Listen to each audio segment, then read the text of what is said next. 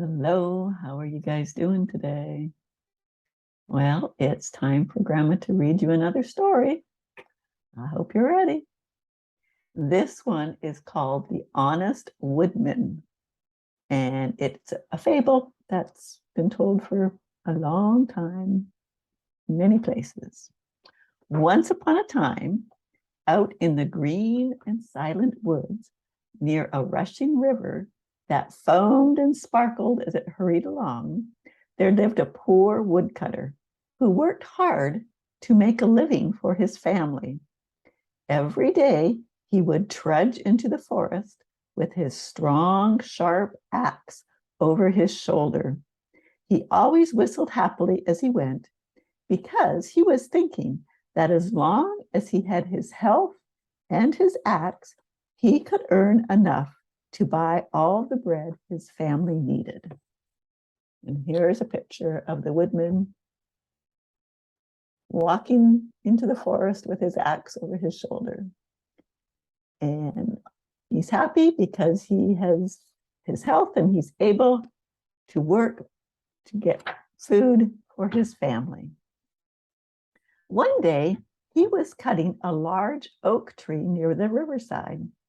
The chips flew fast at every stroke, and the sound of the ringing axe echoed through the forest so clearly you might have thought a dozen wood choppers were at work that day. He was a hard worker. By and by, the woodman thought he would rest a while. He leaned his axe against the tree and turned to sit down.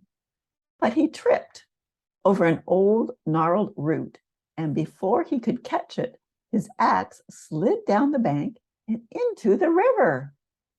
The poor woodman gazed into the stream, trying to see the bottom, but it was far too deep. The river flowed over the lost treasure just as merrily as before. "What will I do?" the woodman cried. "I've lost my axe. How will I feed my children now?" Just as he finished speaking, up from the lake rose a beautiful lady.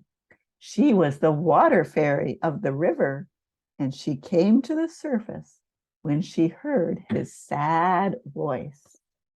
And here's a picture.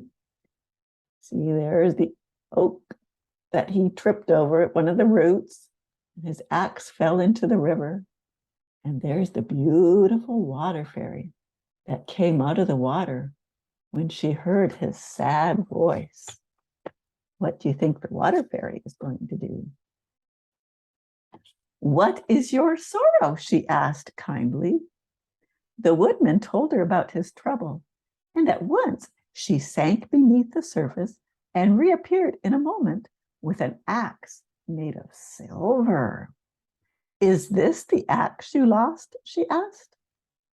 The woodman thought of all the fine things he could buy for his children with that silver, but the axe wasn't his, so he shook his head and answered, "My axe was only made of steel."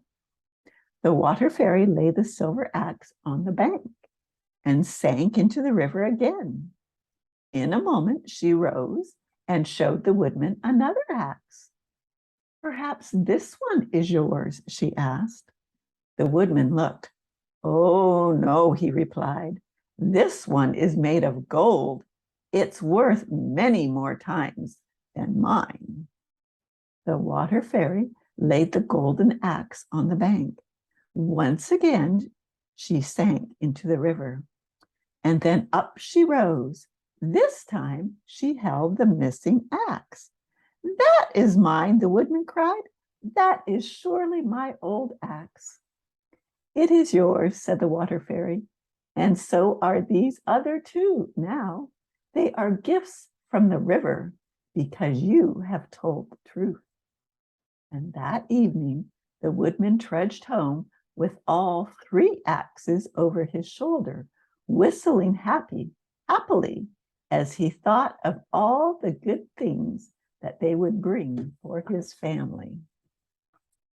And there's the fairy bringing up his axe, and the woodman walking home with a gold axe, a silver axe, and his old steel axe. So do you think he will sell that gold axe and the silver axe and get lots of money so that he can buy nice things for his family? Well, I think the moral of this story is if we are honest, that we can be blessed. Do you think, I know this is a pretend story, but do you think that River Fairy would have let the woodman keep the gold and silver axe if he'd have lied and said that they were his? I just bet those axes would have disappeared and he would never have had them. And he wouldn't even had his old steel axe. But because he told the truth, the fairy let him keep all three. Well, that's a nice pretend story, and I hope you enjoyed it. But more importantly, I hope that you will practice being honest, because that's the best thing. That's what we should do. Remember, Grandma loves you.